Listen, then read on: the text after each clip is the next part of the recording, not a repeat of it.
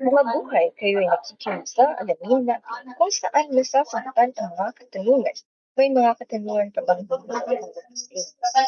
halina't ating pag-isapan.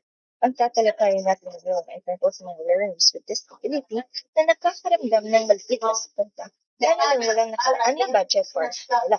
Ayon sa Second Congressional on Education o EDCA, pinaalam niya sa DepEd Department of Budget and Management of the Department of Interior and Local Government o DILG na walang nakalaan na pondo sa mga mag-aaral na may kapansanan.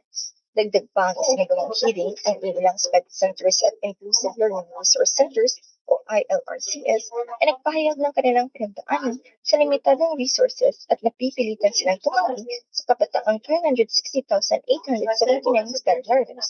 Mayroong 13,408 na na may SPED program, subalit ilan lamang ang dedikado sa SPED centers. Gamit ang patakaran, ang learners with disability na walang basic education services ay makakatanggap ng suporta sa child find system. Alam ng lahat na hindi lang ang kapansanan ng isang tao, subalit maaaring ganito ang paggamit ng isang pangarap dahil sa problema humalang.